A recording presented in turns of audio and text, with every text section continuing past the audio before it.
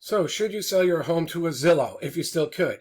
We'll cover that in a second. Or an iBuyer or a fast home buyer, if you're wanting to achieve the highest net, sell quickly with the least amount of hassle. I'm a real estate attorney and a broker. I've helped hundreds of people sell homes, and my advice would be, yeah, if you can get a net that you want to achieve, and or the trade-off between the net and the hassle is worth it to you. I'd say there's absolutely nothing wrong with soliciting or eliciting offers from Zillow, but they're not doing it anymore because we're going to cover that in this article. They went out of business. From who else was covered in here? OfferPad and Open Door. Let's see if I can find that little section. It was pretty interesting. Here are some of, and I'll go back. I'll cover what we did with my brother a couple years ago. Just so you know, this is based on experience. I truly said this. You can find it on my YouTube channel.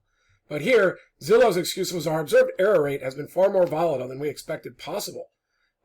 Basically, they were losing money. They got saved by the big up market during COVID, and then they were continuing to do it, and now they're getting smashed. And they already had to let 2,000 homes go, and they're expecting big write-offs, and they've closed their business. And then this is I love this. The two biggest remaining digital home flipping businesses, Open Door and OfferPad, have shrugged off Zillow's failure. Well, of course they do. Open Door said its model is designed to respond to fluctuation in home prices. Of course it is, including seasonal changes. Well, that, I think everybody who's a professional in the market understands that. Things get softer in the off-season. If you're in most places, it's the fall. Sometimes it's after school starts. If you're in a tourist area or Florida, frequently your season is when people are coming down from up north and they're like, oh, I'd really love to live here. So OfferPad touts its local networks that supply it with up-to-date details on different markets around the country. Great, so they're aware of the data. But both companies reported record revenues in the third quarter. Yeah, home prices are up, though both also reported net losses. In other words, they've been paying too much for homes. If they've bought thousands of homes and they're not even and they're showing losses, right? I mean, they were playing for appreciation. They were paying too much. Let me just say this as someone who flips homes and talks to a lot of professionals. I've also sold homes to professionals, and there needs to be a delta between the price that you pay, between the amount you're planning to put into it, and then there needs to be 7 or 8% on top of that for sales costs, and then you need a profit margin built in. These guys, it was just like when they were doing seconds 10, 15 years ago, and giving seconds to everybody and giving them out at the same interest rates as primary loans. That was the system designed to get destroyed, and it did during the housing mortgage crisis. And these people running around with, I guess, investor money or too much profits or trying to book revenues to act like it was profits and then recognizing the massive losses later, were just screwing around, paying way too much than professionals in each area would actually pay for properties. And therefore, I was telling, as I said, I put a video up here, my brother was selling his home at around the time of the beginning of COVID, and he was like struggling. He was like, John, what should I do? What should I do? And I was like, well, what are your goals? He goes, well, the highest net, but I want to sell quickly so I can get it to Texas. I was like, because that his job, he had a new job starting in Texas. And I'm like, okay, well, this is pretty easy.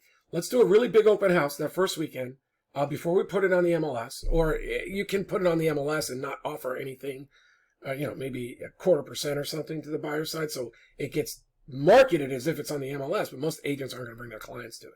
But you'll find their clients anyway if you do it properly. So you can put it on the MLS. You put it up on Zillow as a FSBO. You spend some money marketing digitally to all the potential buyers in, there's a digital marketing strategy. I go over that in other videos. But anyway, we had a pretty well-attended open house for the season, and we certainly had real buyers there because I got to talk to people.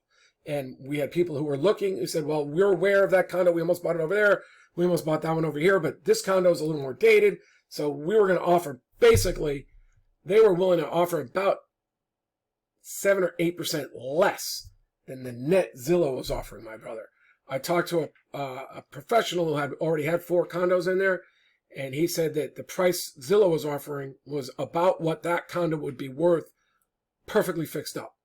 That person nailed it, by the way, because Zillow fixed it up and wound up selling it for a little bit less than they paid my brother anyway. So what happened was Zillow was overpaying, but then they got saved by a big up market during COVID, but now they got smushed in the fall, And I think you can actually see this. Let me bring up their stock price for you, just to know that, yeah. So here was being saved by COVID, and here's the reality of their business model, in my opinion. This was, they were overpaying, they got caught, the fall's weak. They've already sold 2,000 homes to hedge fund type businesses that said they're going to hold it for rentals. I'd like to know what the prices are. Maybe they took it off their hands really cheap. But I think this is indicative of what happened. So that remains to be seen. So Zillow's closed down. Let's get back to it.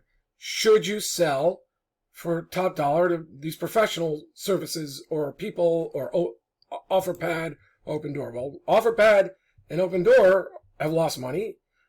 So maybe you should. Maybe they are overpaying. So it's pretty simple. You go over your net. You can get that information from a real estate agent if you're talking to them when you're saying, hey, look, I'm considering an open house. Many realtors have to put a home now. They're not allowed to have like pre-listing and put it on the market and say, but we're not showing yet, or they're not allowed to be representing people because of realtor ethics in open houses, but not putting it on the MLS. But you can still talk to them. So you find out where they put it, what they net, if they got that price, the list price, where their net would be. So that would give you an idea. You can gauge prices. You could hire an appraiser for $150 to $300 to really get a good idea and have them do a thorough job. But you get an idea what your price would sell for in the market. And it probably really should be a range because you never know. The market does fluctuate a little bit.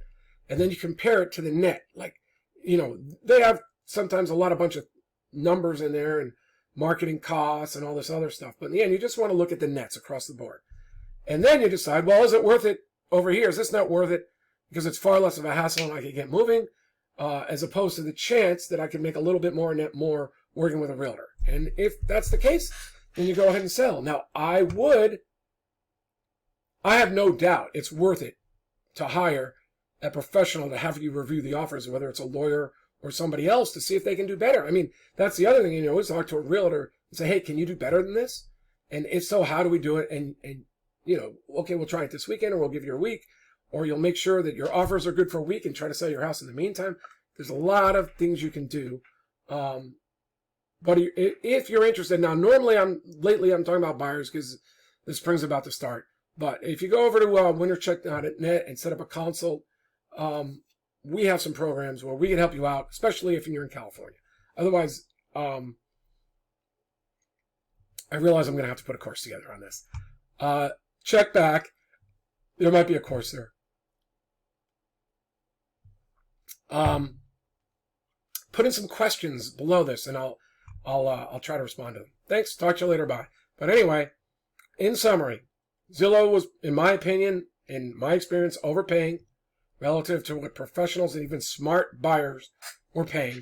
They got saved. You never confuse brains with a bull market. They were pitching their wonderful computer algorithms. They were getting their financials saved by a bull market. If you can take advantage of people working with other people's money or silly money, you go ahead and should take advantage of it. Just make sure someone's reviewing the contract and protecting your interests. It doesn't have to be 5 or 6%. You can pay by the hour. You can pay a small percent. Probably have your interests protected. Of course, if you're willing to put in the time and the work, it's not rocket science. You can also figure it out yourself. So for more information, go to winterscheck.org. Thanks. My name is John McConnin. And happy real estate. Thanks. Talk to you later. Bye.